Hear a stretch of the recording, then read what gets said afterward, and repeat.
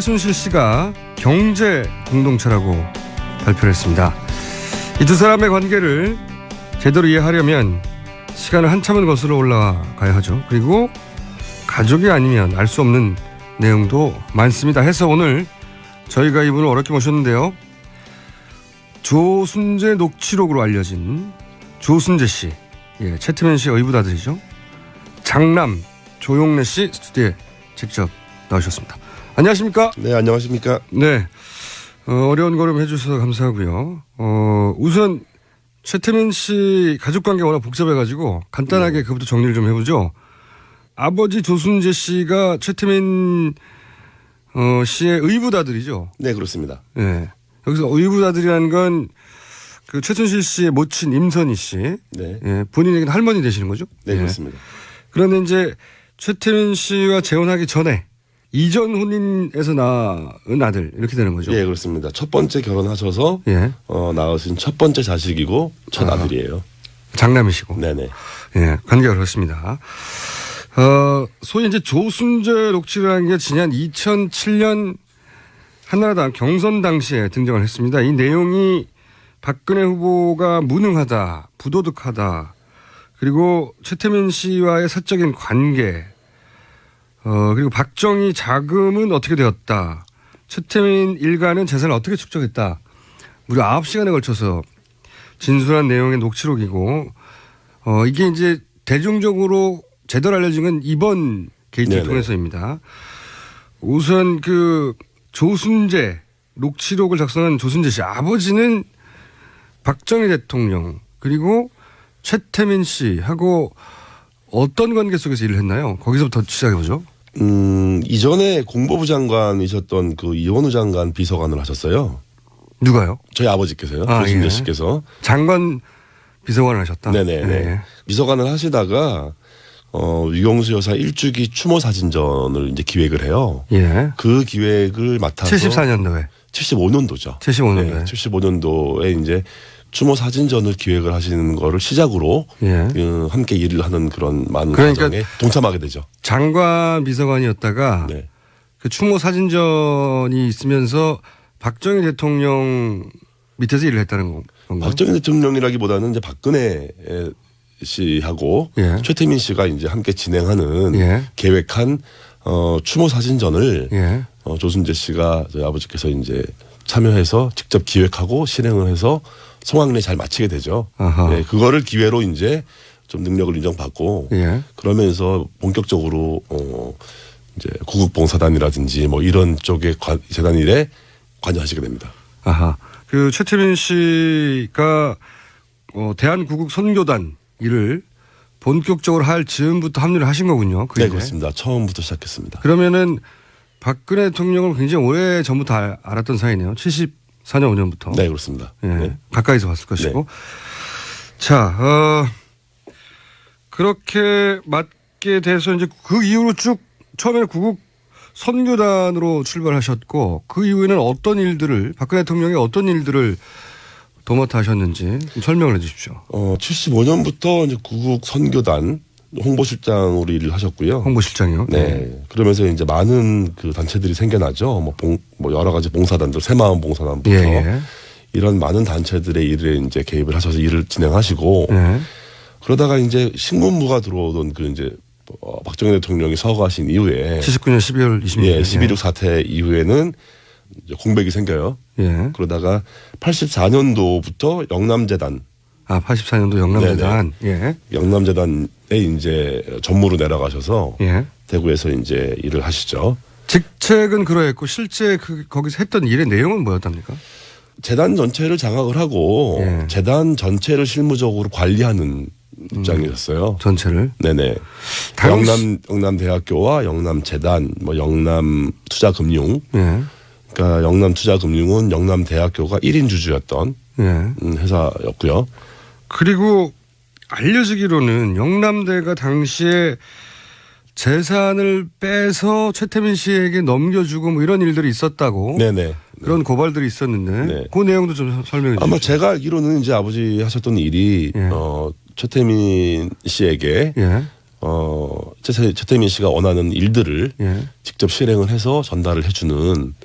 원하는 일들이라는 건 여기서 이제 뭐 자금이든 뭐 인사권이든 뭐 이런 전반적인 재단 관리 업무를 총괄 관리를 총괄했다는 거죠. 네. 예. 거기 자금도 들어가 있는 거죠. 네, 그렇겠죠. 네.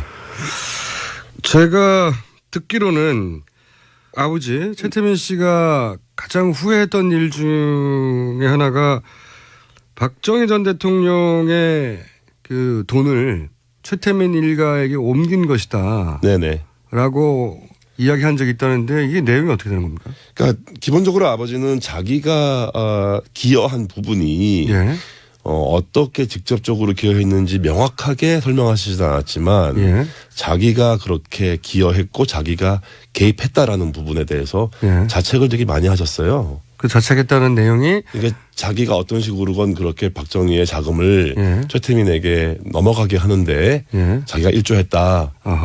맡은 역할이 후회스럽다. 이제 그런 부분을 많이 자책하셨죠. 네. 생전에. 네네. 그러니까 박정희 전 대통령의 뭉칫돈이 어디 갔느냐 말들 얘기하고 또 일각에서는 그것이 최태민 씨에게 옮겨졌다라고 주장하는 사람들도 있는데 아버지가 생전에 본인이 그런 역할을 일부 했고 네네. 거기에 대해서 후회했다. 네네. 그렇군요. 그리고 이제 당시 아버지가 2007년에 이명박 캠프를 굳이 찾아가서 박근혜 당시 후보가 대통령이 되면 안 된다고 얘기하면서 굉장히 오랫동안 진술을 하였고 그것이 지금까지도 남아있는 소위 이제 녹취록입니다. 조선제 녹취록. 왜 일단 여기 찾아가게 된 배경도 조금 있죠. 이제 박근혜 대통령 후보가 당시 아버지를 모른다라고 얘기했던 부분. 처음에 거기서부터 시작합니다. 네, 거기서 시작합니다. 이제 거기에 대한 분노, 자신의 일생이 해왔던 일이 부정당하는 비애. 75년부터 했는데. 네, 그렇습니다. 네, 그런 거가 많이 있었고요. 아버지가 그런 녹취를 남기거나 증언을 해야겠다. 그래서 검증 과정을 다시 한번 좀 치밀하게 해서 박근혜 후보가 되는 거를 좀 막아야겠다 하는 의도는 분명하셨고요. 근데 그래서 이제 그쪽 이제 접촉을 했고 그 과정에서 당시 한나라당의 이명박 캠프 당직자들도 굉장히 적극적으로 아버지한테 이제 증언을 해달라 요청을 하고 찾아오고 이렇게 해서 증언이 이루어지죠. 예. 근데 이제 그 내용들을 보면 한마디로 요약하면 박근혜 대통령 후보는 대통령감이 아니다라는 얘기가 큰 덩어리예요. 네네. 그다음에는 이제 재산 관련된 이야기가 또 있는데 그리고 이제 최태민 씨와의 이제 사적인 관계. 네. 최태민 씨의 사적인 관계는 본인은 잘 모르실 테고 그렇죠. 그렇죠. 예. 모르실 테고 특히 이 박근혜 대통령이 대통령감이 아니란 얘기는 생전에 아들한테 했을 법도 한데요. 많이 하셨죠. 네. 왜 대통령감이 아니라고 하셨어요? 기본적으로 거짓말이라는 부분인데요. 거짓말이요? 예, 사람이 거짓말을 한다는 게 그 거짓말을 하면 표가 나게 돼 있거든요. 예. 근데 전혀 표 안 나고 자신조차도 진실이라고 믿고 하는 거짓말. 아, 그렇게 표현하셨어요? 네네. 예. 그래서 그런 그 지독한 거짓말을 하는 사람이 지도자가 됐을 때, 불행한 나라, 비극의 나라가 될 거다. 그런 거에 대한 게 있으셨고 오랫동안 같이 일을 하면서 이제 아버지가 겪은 박근혜 씨 이사장으로 있었고 본인이 실무를 총괄했으니까 그러니까 업무적으로 능력이 없음 업무적인 능력이 없다는 거를 뿐이 아니라 무책임하다는 부분 다시 말하면 어떤 의미에서 뭔가 일이 잘못되고 나면 책임은 자기는 회피하고 쏙 빠지고 다른 사람들이 다 이제 대신 뭐 책임져야 되고 본인 모른다고 거짓말하고. 네네네. 네. 그게 이제 하루 이틀 된 일이 아니라는 거죠. 아 그래서 결국은 그 평생 도와준 자기도 모른다고 한 것에 이제 폭발하신 거군요. 뭐 그것도 폭발했지만 사람들은 이제 아버지를 아는 많은 분들은 오해를 충분히 할 수 있는 상황이긴 했어요. 어떤 의미에서? 뭐 박근혜 정도 되는 사람이 당신을 모른다고 하면 당신 뒤로 좀 뭐 받은 거 있지 않냐. 뭐 와서 뭐 미안하다 그러지 않더냐. 뭐 또 보상 좀 받은 거 있냐. 이런 식의 비아냥들이 있었고요. 아, 주변에 두 분의 관계를 알던 사람들이 그렇죠. 오래된 친구로 모른다고 했는데 알 수밖에 없잖아요. 다 약속된 거 아니냐. 예, 뭐 짜고 친 거 아니냐. 뭐 그런 거에 대해서 아버지가. 근데 그런 게 전혀 없었어요? 전혀 없었어요. 아버지는 그냥 한 방에 당하신 거예요, 그냥? 그냥 그거에 폭발하신 거죠. 예. 자기가 결국 그렇게 남겠구나, 사람들 기억에. 그런 거에 대해서는 못 참았던 부분이 있어요. 거짓말도 너무 많았고. 네네. 본인이 그건 평소에 이제 아드님한테 항상 했던 얘기고, 거짓말 너무 많이 한다고, 그리고 책임도 지지 않는다, 무능하다. 네네. 뭐 이런 얘기네요, 전반적으로. 예. 그러니까 그 부분들이 이제 어디에 맞닿아 있냐면, 진정서에도 나오고, 예. 이제 언급되는 표현이지만 국정농단이라는 단어가 나와요. 명시적으로. 그래서 유신 시절에 최태민이 국정농단을 했던 부분을 검증해야 될 필요성을 제기하셨고, 예. 그 이후에는 이제 최순실이 어떻게 국정농단을 할 거라는 그런 가능성도 이제 예견을 하신 거죠. 예. 가까이서 봐왔으니까요. 네네. 예언서에 가깝네요. 이게 사실은.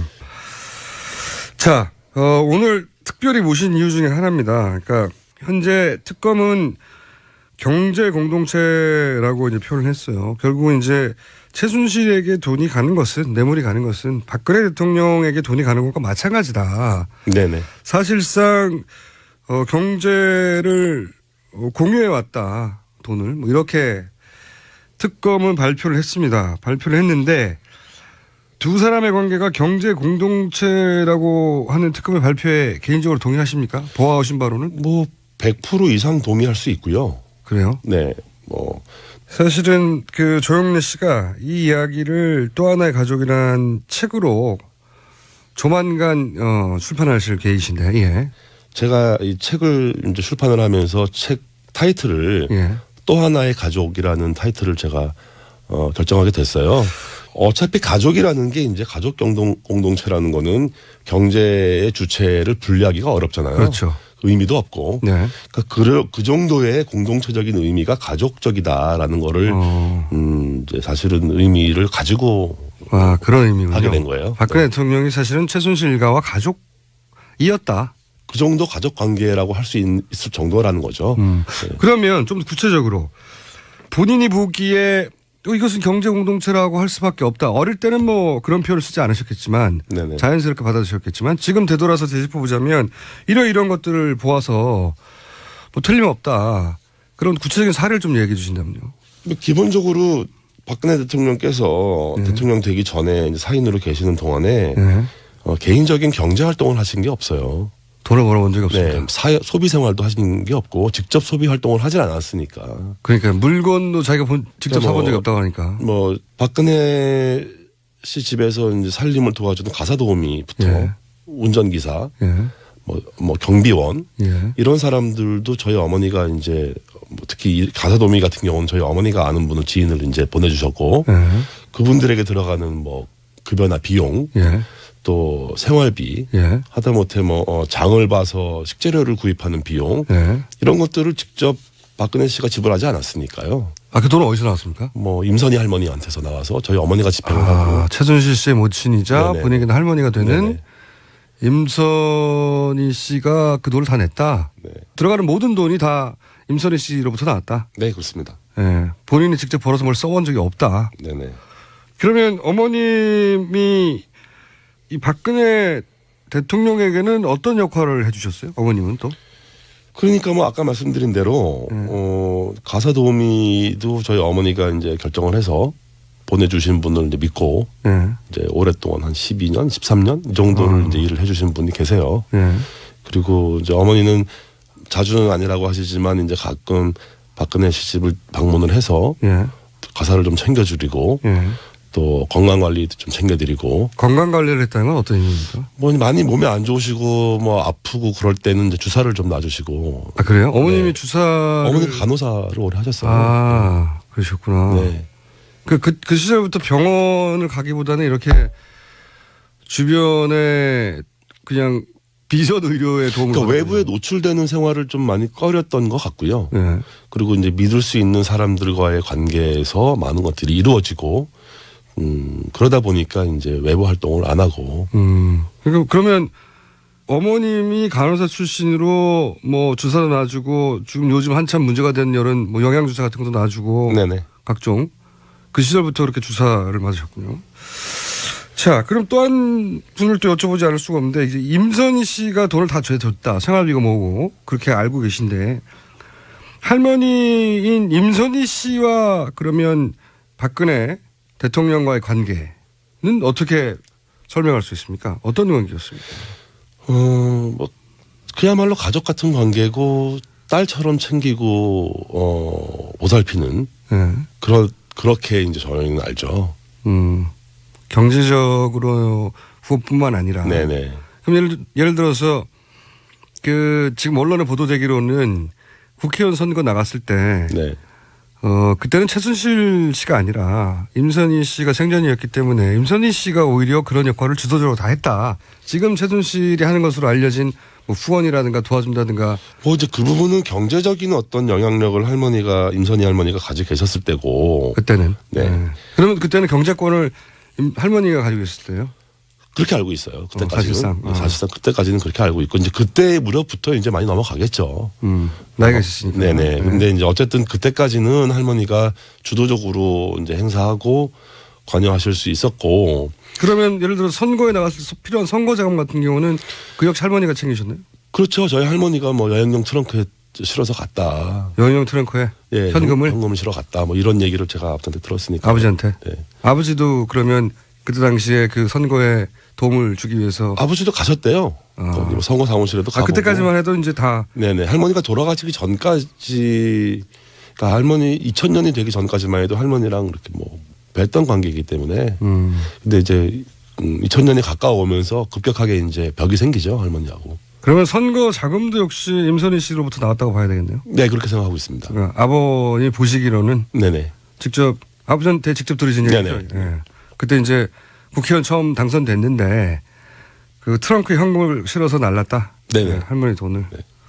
나중에 이제 그 기사를 보고 다른 또 보도를 보니까 그 운전해 주셨던 기사분도 그렇게 했다고 얘기를 하시더라고요. 그건 운전부사가 본 것이고. 예, 그래서 본인 아버지한테 직접 들은. 예, 얘기고. 그렇죠. 그래서 그걸 나중에 보고 이게 진짜 그렇구나라는 걸. 그때 듣기만 했는데. 네네. 뭐 설마 진짜 그랬을까 싶은 생각도 들었었는데. 어릴 때는. 그런 얘기를.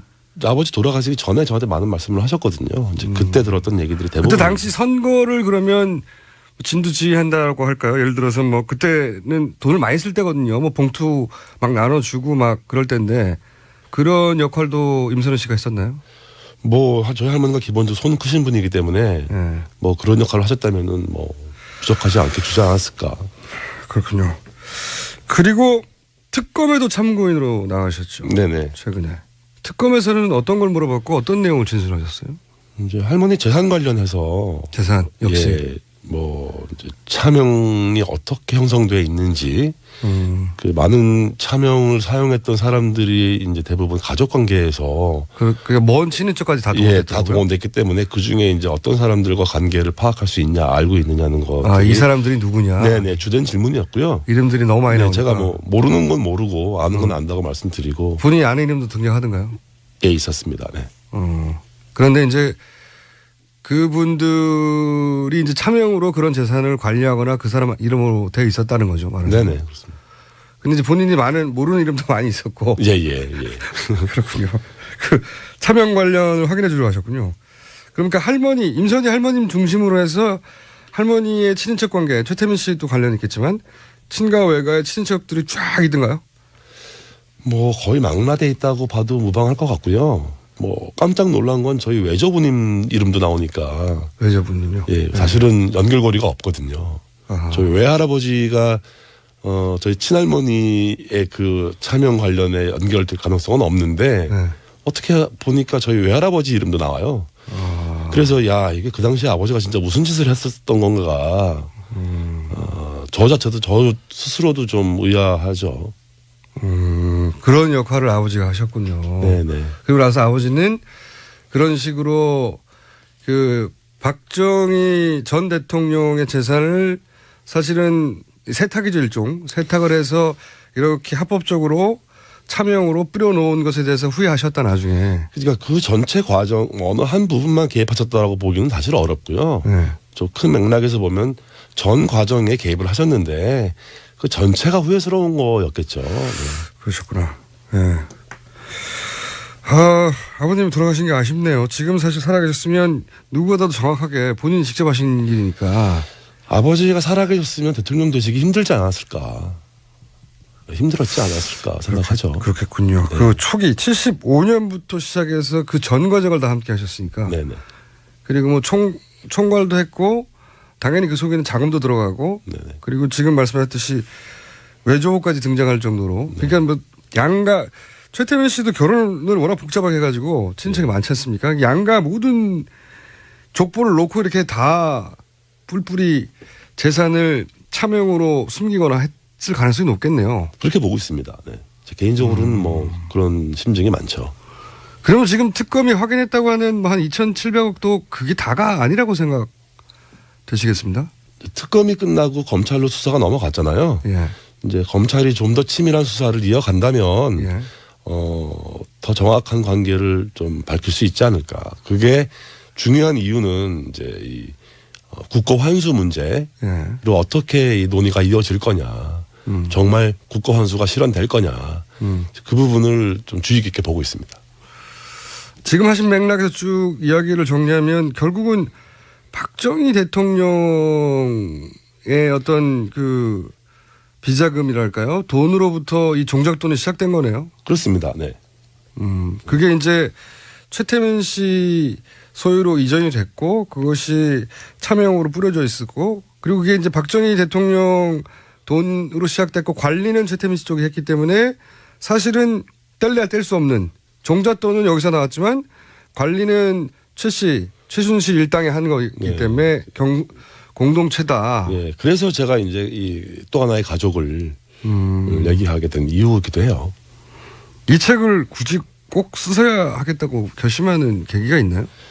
한국에 들어오기 전에 이거를 사실 초고를 쓰면서 예. 이제 쓰게 된 계기가 있어요. 한국에 굳이 돌아오신 이유는요? 휴직을 했어요. 휴직하고 책을 좀 내야겠다. 최순실 사태 터지고 나서. 네네. 터지는 초기에 이 사태를 보면서 이제 아버지에 대한 보도가 나오고. 그렇죠. 아버지 육성이 이제 방송에서 나오는 걸 보고 예. 마음이 굉장히 괴롭더라고요. 괴로우셨겠죠. 잘못하면은 정확하지 않은 역사가 남으면 좋지 않겠다. 본인이 아는 한. 네, 아는 한. 최대한 진실을 좀 남겨야겠다 생각을 했었고요. 사실 솔직히 말씀드리자면 아버지가 불쌍해서 시작했어요. 아들 입장에서 뭐 좋은 일은 아니고 불의한 일에 가담했지만 평생 한 일에 대해서 부정당하고 모른다. 부인당하는 그 아버지. 뭐 당당한 일이라도 했다면 차라리 괜찮겠지만 그런 아버지가 불쌍하고 눈물이 나더라고요. 그래서 이거 좀 책으로 써서 진실을 좀 남겨야겠다. 그리고 그렇게 아버지가 이제 그 생을 마감하기 직전에 절대 저 사람 대통령 되면 안 된다고 했던 사람이 결국은 됐고요. 네네. 그리고 아버지가 예견했던 그대로 국정논란이 일어났고. 자, 그러면 이 책을 통해서 아직 책도 나오지도 않았는데 저희가 이제 인터뷰를 하는 겁니다. 얼마나 훌륭합니까, 저희 방송이. 감사합니다. 예. 네. 이 책을 통해서 국민들에게 꼭 하고 싶은 이야기가 있습니다. 네. 네, 어떤 겁니까? 우리가 알고 있는 이 마주대한인 이 현실이 본질은 부정부패다. 그렇죠. 오래된 부정부패라는 거죠. 이 본질을 벗어나면 다른 논의로 빠지게 돼요. 이제 프레임이 바뀌는데 이게 무슨 뭐 권력 경쟁도 아니고 뭐 신구 세력의 경쟁도 아니고 뭐 보수와 진보의 대결도 아니고 이건 그냥 완벽하게 100% 부정부패 얘기다. 이거를 뿌리 뽑는 계기가 돼야 되겠다. 그래서 이게 저는 개인적으로 탄핵 반대합니다. 아 그래요? 네. 뭐 탄핵이 된다면 적당하게 타협하고 적당하게 이제 협의해서 또 이제 뭐 소위 말하는 구렁이 담 넘어가듯이 넘어가는 그런 걱정을 하신다 오히려. 다음 세대와 이전 세대 중간에 있는 제 입장에서 본다면 탄핵으로도 부족하다고 생각하시는군요. 네, 그렇습니다. 네. 탄핵이 절대 되면 안 된다가 아니라 탄핵만으로도 이 책임을 다 물을 수 없다. 네네. 그런 말씀이시네요. 네네. 자, 오늘 말씀 감사하고요. 오늘 여기까지 듣고 저희가 책이 제대로 나오면 저희 다시 한번 모시겠습니다. 네, 알겠습니다. 네. 그 전까지는 딴 데 인터뷰하시면 안 됩니다. 자, 어려운 자료 해주신 최태민 씨의 의붓아들, 조순재 씨의 장남. 예, 이분들 이름을 다 알아야지 결국 오늘의 주인공님이 등장합니다. 장남 조영래 씨였습니다. 감사합니다. 네, 감사합니다. 조영래 씨 책 원고 일부를 제가 사전에 확인을 했는데 그 내용 중에 최태민 씨와 박근혜 대통령의 사적 관계에 대한 내용도 있습니다. 대단히 구체적인 장면을 조영래 씨 모친이 직접 목격한 건데요. 예. 목격한 상황에 대해서는 역겹다. 이렇게 모친이 표현하고 있는데 어떤 상황인지는 책에 출간되면 확인하실 수 있겠습니다.